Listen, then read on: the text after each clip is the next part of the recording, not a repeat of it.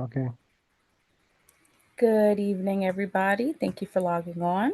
I want to welcome Mr. Jose Arroyo from Empire State Development. He's going to let you guys know about some financing program that New York State offers for small business owners. We do have the chat available. If you want to type in there, you can also raise your hand to ask a question, or we have the Q&A available. I'll be monitoring the chat for you tonight, Jose. And if anybody has any questions, don't hesitate to ask. Without further ado, you can take over. Thank you, thank you, thank you. Well, good evening, everybody. I think this is my second webinar for the good folks at Suffolk County Community College, and it's always an honor. For those of you who don't know me, my name is Jose Arias Arroyo, and I'm a project manager for SSBCI programs at Empire State Development. So, you know what? How about let me just show my screen. That way I can take you through what we are, what we do, what I do at ESD, and what we can do for you for the small business community. So let's see. Mm, Allow. And let's make this a little bigger. There we go. Can Jennifer, can you confirm if you can see my screen? I just I want to make can see sure. your screen. Perfect. Perfect. So once again, Jose Arias Arroyo here, project manager, SSBCI, and within ESD, I'm part of the division of small business and technology development. We focus solely on the development of new programs and the maintenance of existing programs for small businesses. Also, we have a life science department, amazing stuff happening over there with the development of medicine and other uh, medical hardware, and many other innovations. But what we're here right now to talk about is what are we, what can we do for small businesses? So without further ado, let's see. There we go. So maybe you've heard of us, maybe not, but Empire State Development is the New York State Economic Development Agency focused on fostering business growth, creating jobs, and promoting a sustainable and good economic environment across the state. So the way that we do this is through different methods. Let that be through funding projects that may for the betterment of the community, tax incentives, business support for programs to attract investment, support small businesses, and revitalize communities. Right. Our mission is to strengthen the New York economy and enhance the quality of life of our residents by driving innovation and fostering partnership across the state and across many industries. You may have heard about some of our signature projects that we are very, very proud of. One of them being the Moynihan Train Hall.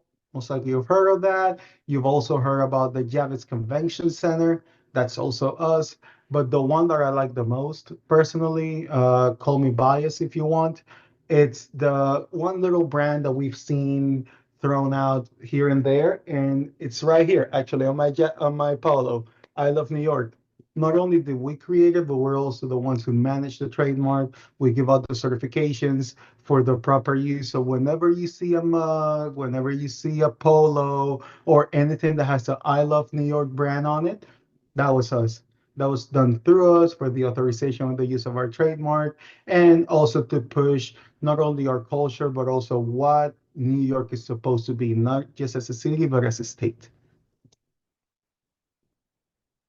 Now, we're here to also talk about what SSBCI is. You heard me saying it at the beginning. It's also part of my title. So SSBCI stands for the State Small Business Credit Initiative, and it's a program created by the U.S. Treasury in which Congress allocated nearly $10 billion to support small businesses across the United States, with a specific focus not only on small businesses, but also SETI-owned enterprises and very small businesses.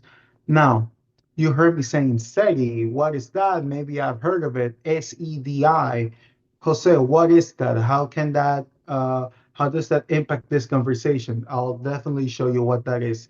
The SSBCI was part of the ARPA, American Rescue Plan Act of 2022, which was signed by President Biden. And As part of SSBCI, New York State was allocated $501 million for the creation and management of not only debt, but also equity programs to generate at least $5 billion in economic impact, again, with an emphasis on city-owned businesses and very small businesses.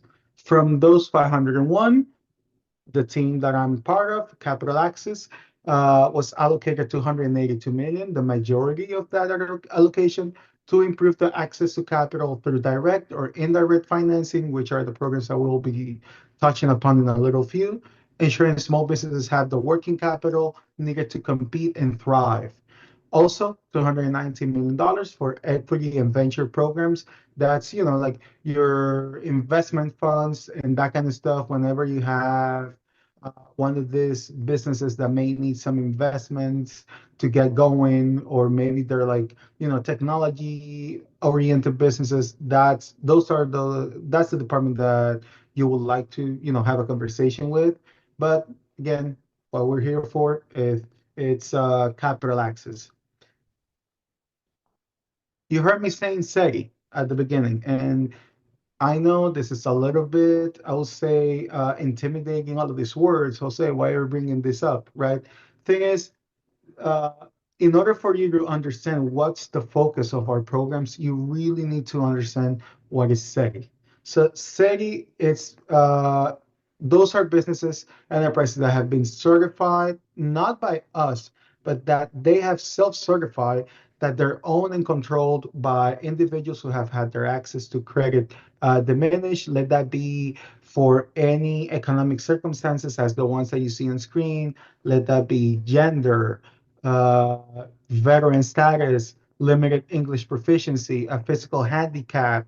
Maybe they reside in a U.S. territory. I mean, the people from New York State, we don't enjoy the same benefits as someone, let's say, from American Samoa, or actually the other way around. They don't enjoy from the same benefits as us. So that will make you also a city-owned business. Long-term residents in a rural community, and the list is very vast. When the treasurer was coming up with this definition, they wanted to touch as many people as possible. That way, the impact of our programs, not only from the state, but of the initiative as a whole across the United States, was really significant.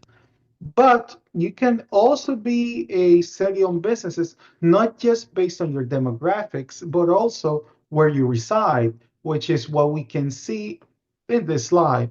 Let's say I always like to bring up this example. By the way, I'm not going to read off um, the slides because I feel like giving you an example is better. So there's this thing called CDFI investment areas. These are areas that the Treasury, alongside one of their so-called, if you want to call it that, subsidiaries, the CDFI fund. These are areas that the government has determined that they're, you know, impoverished areas, areas that may need the development aspect. They have been in development for a while, but not quite there. So it's very interesting. You can go into the CDFI Fund website, and you can even look up your own address, and you may be able to see that you're within a qualified CDFI investment area. But back to the point of SEGI, not only can you be a self-certified society for demographics, such as, again, race, gender, veteran status, your English proficiency, and all that, but also based on your location. Let's say you're a farmer. Again, this is solely an example. A white farmer, rich farmer, your English proficiency is really not an issue. You're not a veteran. You might be tempted to think that, oh, you know what, that person may not qualify as a socially and economically disadvantaged individual owned enterprise. But it just so happens that that farmer maybe either lives in a CDFI investment area, the business, and even if he doesn't live in an area, in a CDFI investment area, the business is located within a CDFI investment area. But even if those two are not true, it can also happen that that business plans to operate a location in a CDFI investment area. So again, this just goes to show how our programs can really get to a lot of our folks, not only based on the demographics, but also what you can see in the screen. So far, so good. Any questions, Jennifer? Nothing so far. Okay, perfect. So either I'm boring all of you to death or I'm a really good teacher. So let's go on. Now, like I said at the beginning, I'm part of the capital access team. We manage six, soon to be seven SSBCI programs. And our main focus is to support the small businesses across the state, especially those who have traditionally been had their access to capital diminished. Let that be for any reason based on their demographics, like I said before, or maybe something that we see a lot, people that are not are maybe first generation Americans. They just came into the country and they're not knowledgeable about the financial system. That's where we kick in, and through our initiatives, we try not only to bring them into the banking system, but also let them take advantage of it. Our programs provide loans for short-term working capital, capital projects, and equipment. Also, we provide mobilization funds for contractors that may have existing or upcoming contracts with the government, any level of government, let that be city, state, or federal. Our loan products and programs work across various industries, and our loans typically range for as low as $500 all the way to 500,000. That's on the micro loan programs. Now, you can also have bigger projects that fall within some of the other programs that, there the sky's the limit. I've seen projects upwards to $5 million, but those are very few in between, but they definitely exist.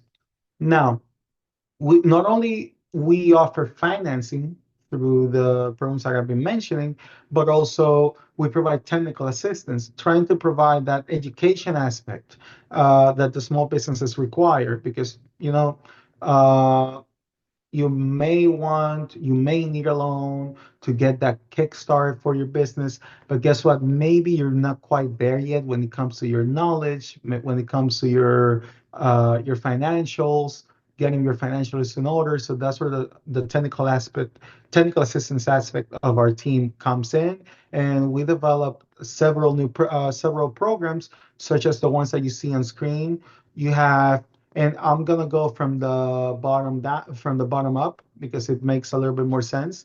We have the smaller CDFI assistance program that through that program we award up to $90,000 to CDFIs across the state. CDFI, well, I'll finish that up and I'll explain what CDFI is. So, we award them with some funds. That way they can provide technical assistance to the communities. Now, CDFI, what is CDFI? CDFI stands for Community Development Financial Institutions, and they're just alternative lenders, organizations that are part of the community and that their mission is not to make money out of the money, if that makes any sense, but rather provide a new path of lending for the community for the betterment of of those small businesses, right? So going back to our programs, we also have the bigger CDFI fund or CDFI Access to Financial Services Fund. Through this one, in partnership with the Department of Financial Services of New York State, we support the CDFI model by giving them funds for technical assistance, smaller size lending, and also to bring the people into the banking system. We see that this program, we try actually to focus it for on the banking services, and we try to target the underbanked and unbanked individuals. More often than not, you would encounter small businesses just like, let's say, delivery guys, street vendors, and so on, that are relying solely on cash, right? Let that be cash, money orders, and that kind of stuff. And all of their money, they keep it at their place, which Yes, I've heard the arguments that, oh no, I like to keep my money where it is safe, but trust me, your money is not safe at home. There's not a better place than the banking system. So through this program, what we do is offer that educational aspect. Uh, Through many methods, we try to bring them in, letting them know this is what the banking system can do for you, and so on. Usually, all of these programs are done through nonprofit organizations because, like I said before, that's they're, the organizations that we partner with, the CFIs, are not really trying to profit from the community. Last but not least, that's also one of our biggest programs, the link deposit program. Through this one, we attempt to lower the cost of borrowing by providing an interest rate reduction on term loans. Eligible businesses can receive up to 2 to 3% interest rate reduction for projects to expand their operations or improve competitiveness. We've seen great success in this program since the mid 1990s. Again, this is one of the signature projects from the Capital Access team, and you will see this being used a lot upstate where they have farms, like milk farms and all dairy farms and all that kind of stuff. They are really big users of the link deposit program. Now, with all of that said, like I said before, the Capital Access team also manages seven debt programs under the SSBCI banner, totaling $282 million. Now, let me see. Great. Even though, yes, you can go through the technical assistance part, let's say through one of the EACs, Suffolk County being one of them, just because you went from taking that technical assistance aspect, let that be through EAC or the CDFI programs, that doesn't mean that that's where your relationship with ESD ends. If anything, that's where it actually starts. And not only at ESD, but also New York State as a whole, as an entity, we're here to help you grow your business.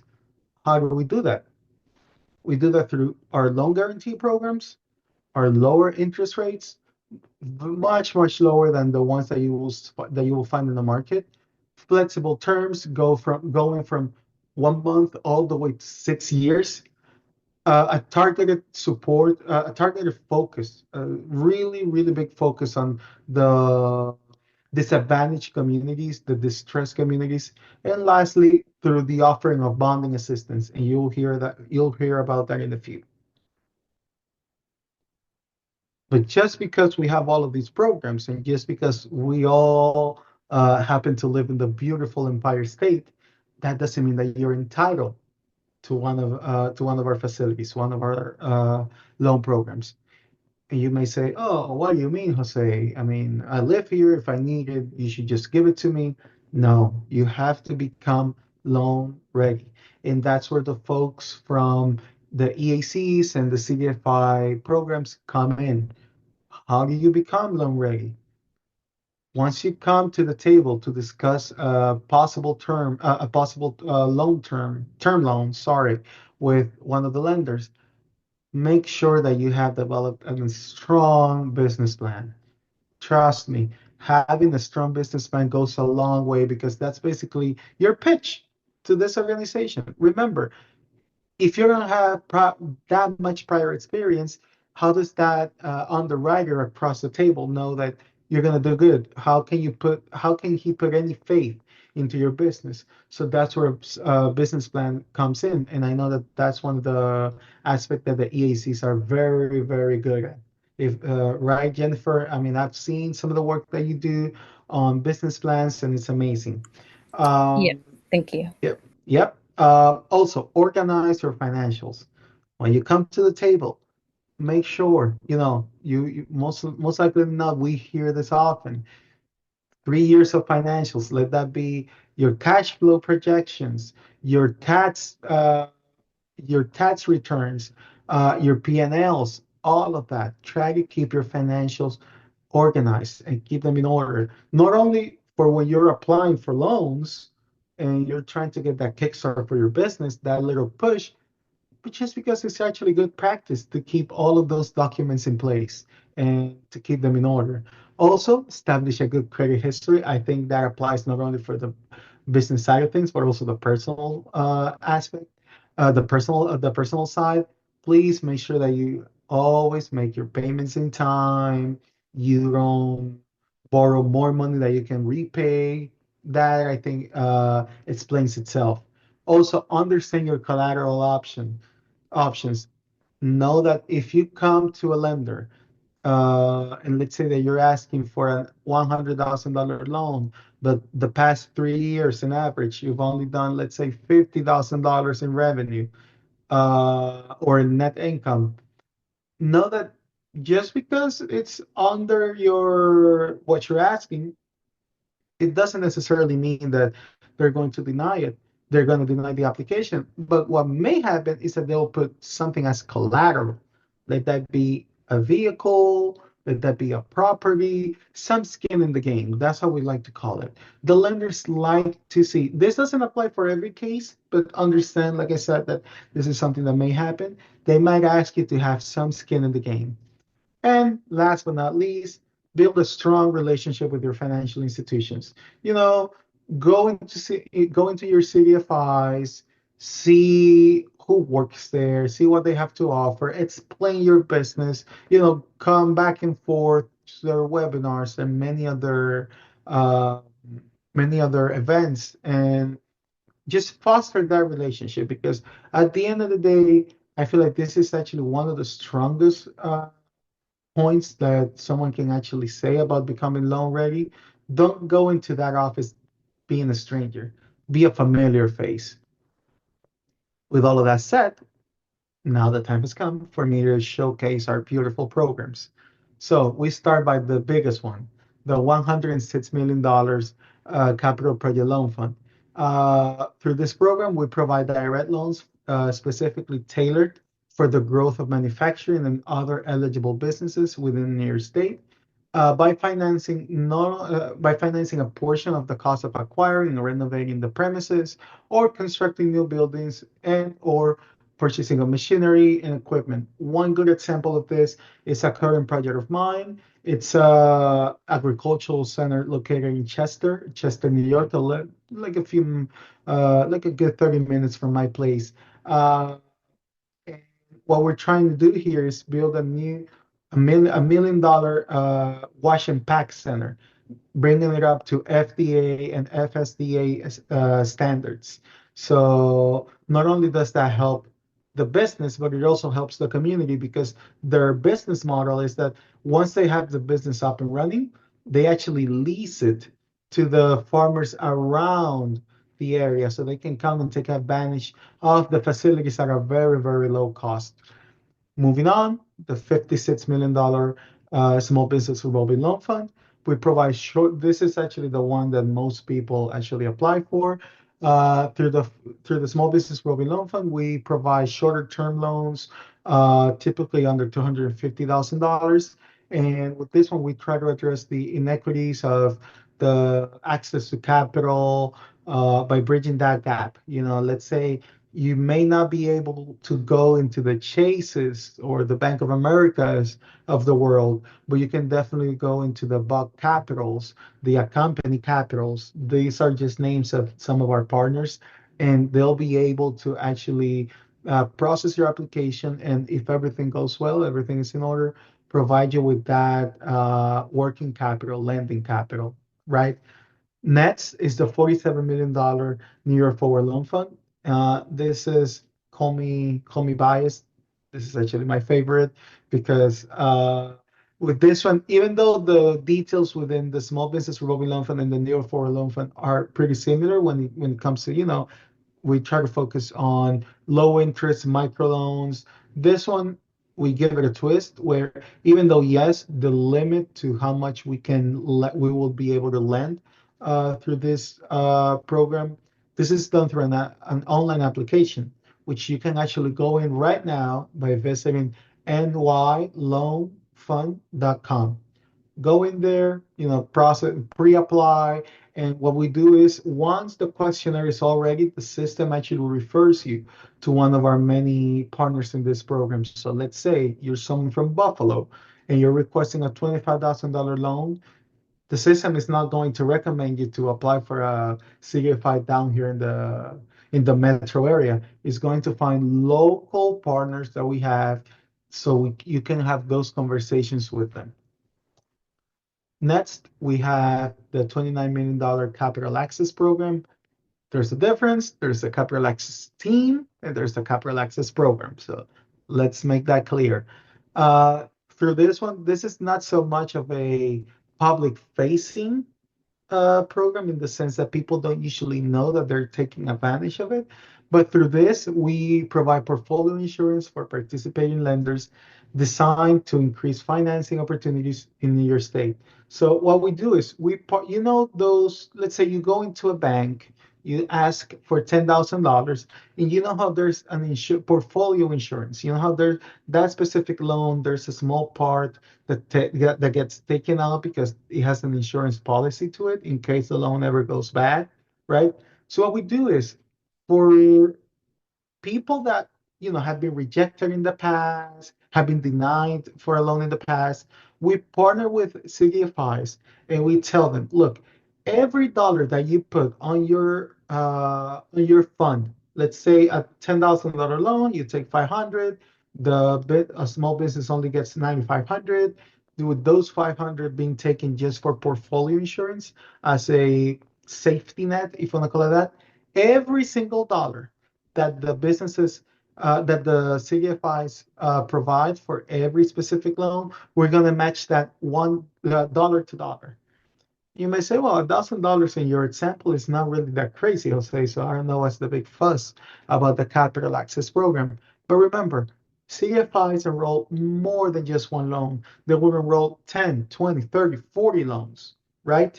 And they say that you start enrolling loans into the program. Now your fund, the portfolio insurance is all the way in 50, 60, $100,000, and the $10,000 loan goes back. Guess what? The CFI can go back to that fund and take the money to recoup their losses. You may say, how does this benefit me, Jose? I don't really understand because now the CFIs have the security, the safety that we're going to be there in case anything happens. And look, loans go bad, they will continue to go bad in the future. I mean that there's just not there's no other way around it. That's just life. But now they have the security of saying, you know what?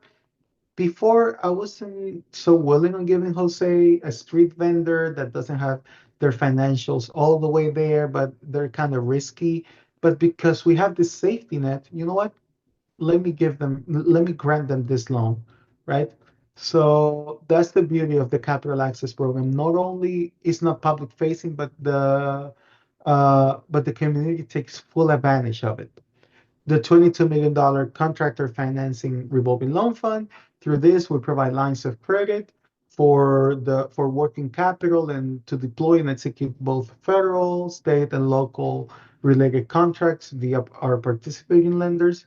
So let's say that you get a striping. Striping is the process of putting like the lines in the highway. You get a striping contract through the near state through a authority or the Department of Transportation, and you need $100,000, to get everything going, get your people, get the workers that are actually going to do the job, get the materials and all that. That's where this program comes in because through those lines of credit, we're able to provide that so much needed capital. The $22 million bonding guarantee program. This provides access to bid bonds, payment, and performance bond for contractors performing on publicly funded projects throughout New York State via participating surety companies. Now, for those of you who don't know what surety bonds are, a surety bond is nothing more than an assurance from a bigger company saying, you know what, that business that I just told you about, let's go back to the example of the striping contract. I had Jose Stripes, for example. Let's call my business that, and I got that contract through the Department of Transportation. But now I need a bid bond because guess what? I need a bond. Why? Because now the government needs to know. They have to be sure that I'm going to complete that contract. I mean, we're talking about a highway. This is not one of those projects where you're like, you know what, it wasn't completed in time, whatever. Or, yeah, you know what, that company just went bankrupt, whatever. We're just going to have a highway without stripes. That doesn't happen, right? So, what a surety bond company does is basically saying, telling the government, you see this guy, Jose, I've reviewed all of his prior experience, and I can assure you that he's going to complete the job. He applied for the contract, you awarded him the contract, but now I will make sure that he completes it. If he doesn't, then I'm going to be held liable for it. So that's basically what a bond is, and that's where our bonding guarantee program is really handy because some of the businesses that will go to any of the surety bond companies, they may get rejected because maybe they have high standards or whatever. Maybe they're not able to process to deal with the fees that come with having a surety bond. Through our program, we can assist the small businesses into bridging that gap. And last but definitely not least, the latest addition to our portfolio of programs is the $19 million Main Street Capital Loan Fund. And through this, what we did was notice how in the past, how I've been talking about existing businesses or businesses that even if their financials are not in place or maybe they're struggling, um, they've been around for a while, right? With the Main Street Capital Loan Fund, what we try to do is bridge that gap and address the startups and early stage businesses directly. How do we do that? By providing $100,000 loans with interest only payments for the first year and at a fixed rate of 9.9%. The beauty of this program is that you see that little part right there, interest only payments for the first year. Actually, if the payment performance is has been up to par, the lender, our partner in this program, can actually revisit that loan and extend that window for an additional year. And although it's not a given, that can definitely happen. So imagine 2 years where you're only paying minimum interest, and then that's when the principal of the loan kicks in. So that's it for our existing programs. We have one upcoming program, very exciting, especially for those of you who have had the disgrace of having to drive to JFK lately, like I had to. This is the Airport Concession Disadvantaged Business Enterprise Program. Very long name. I don't like to call it that, but I have to. I like to call it ACDBE for short, the ACDBE program.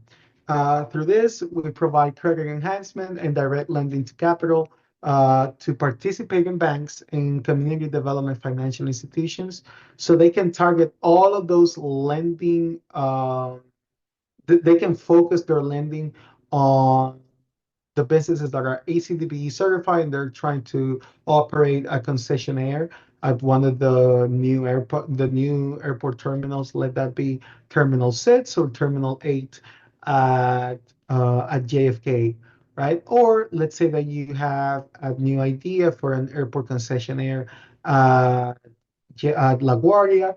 This program will also be able to provide you with that working capital that you need. Now, the proposal on insurance range for these firms will be anywhere between $250,000 all the way to $3,000.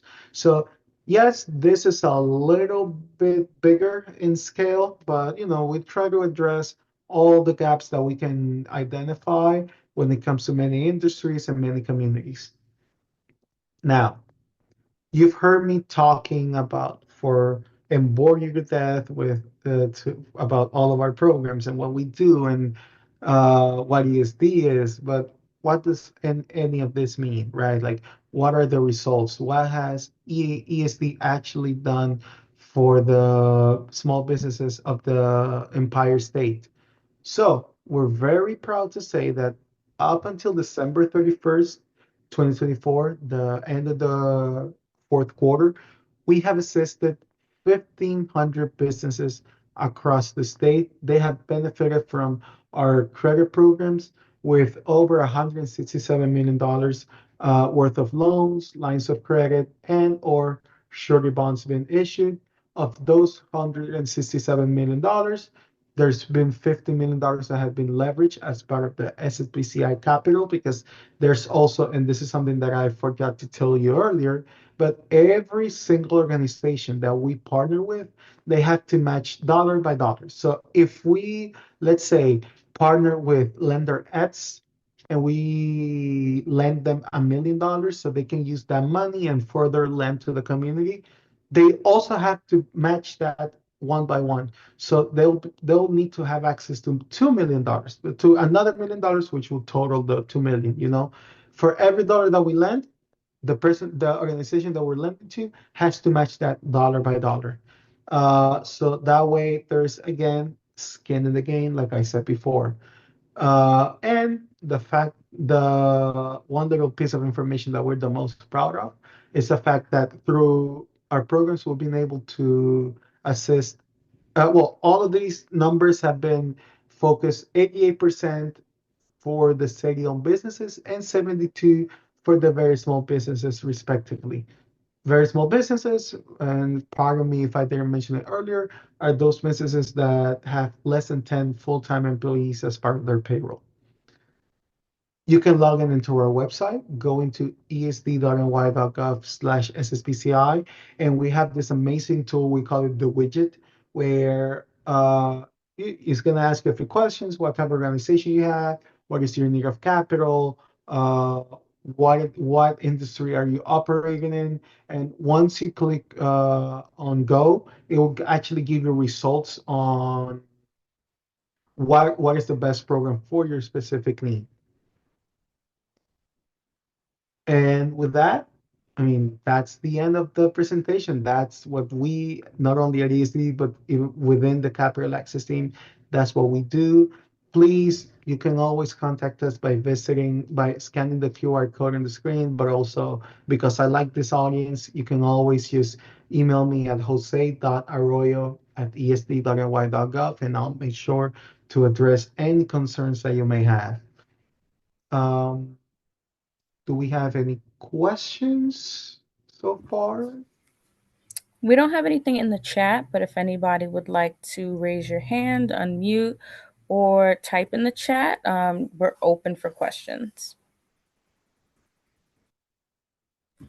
Jose, could you, I know at one point we went over the website where you can see if you are in a SETI business area. Can we do that?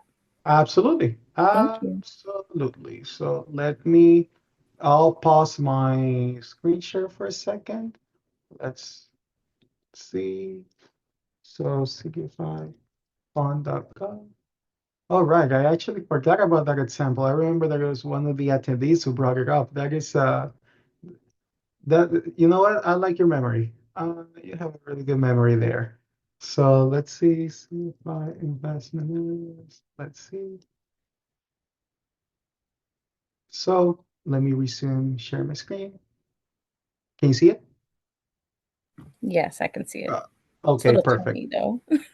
Yeah, you know what? Let me hide this real quick. Hide floating. How about now? That's better. Perfect. So you can always log in into the CDFI Fund website, as I said before, by visiting cdfifund.gov. And once you navigate into the portal, into the mapping portal, you're going to be presented with this many options. You're going to select this one, CDFI, let it load. This is a little bit taxing on many systems. So, if it takes some time, just hang in tight, let it load. And how about we try, for example, the address for our headquarters? So again, here's the tool. You'll see the Omnibots on the top. And let's say our offices are located at 655 3rd Avenue. Let's see, Avenue. Sometimes you gotta be very specific with this because, there you go. And that's us right there. Notice how the tool how there's nothing of significance with this. Why? Because we are not located in a CDFI investment area. Now, if we were to go to, let's say, what let's say this address. Hopefully, my friend doesn't kill me once he sees that I'm using his address for this example. Please don't go and visit him. He's not at home specifically from 9 through 5. He's not at home, so don't go there. So there we go. See, notice how his address is actually within a CDFI investment area. See all of these green blocks? That means if your address is within any of these blocks, you can qualify to be considered as a certified as a SETI because your business, let's say that you don't qualify, you cannot certify, you don't feel comfortable self-certifying because of your demographics, but you can always certify also if you're located within a certified investment area. See how, some places are not part of it. You can always play around with this tool. And how about we go to Suffolk County, right? Where, well, there you go. I mean, let's look at the entirety of Long Island, right? Where you will see these blocks of some areas being certified investment areas, some not. Let's see over here. I mean, I think at this point you get the idea. So feel free to go onto the website, try things out. It's a very, very exciting tool. So I'll absolutely recommend for you to play around with it. And look, it's free for now. I did put the link in the chat. Do you have to look it up by a full address, or can you just try with just a zip code? No, it has to be a full address. Okay. Yeah, it has to be a full address because this is mostly intended for businesses that are already existing. And but you know what? If you have like an example, let's say a house or a business that you know nearby that falls within the same zip code, you can always look around. Fantastic. Do we have any questions from our audience?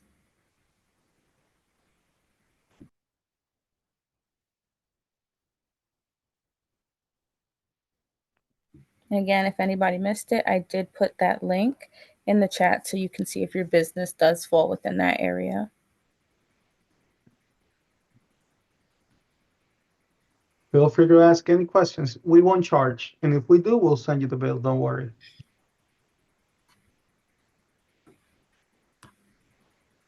All right. I'm also going to put the center's contact information in the chat. So if any questions do come up, we can connect. Just give me I, 1 moment to do that. Actually, let me drop my email address over there. That's what you were doing?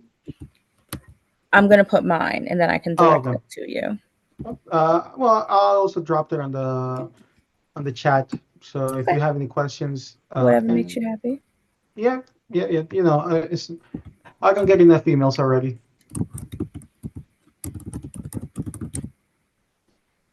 Okay. Will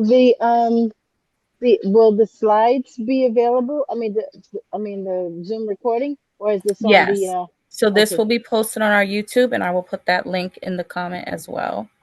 Yes, please. Thank you.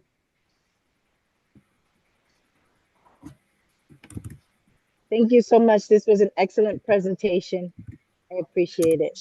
Absolutely. That's what we're here for. That's what we're here for. Okay, great. I'm going to give everybody a moment to grab that information from the chat. And you can always just follow up with me, send me an email, or give me a call at any time. Even if you lose any of these links, I can send it back over to you. Oh, great.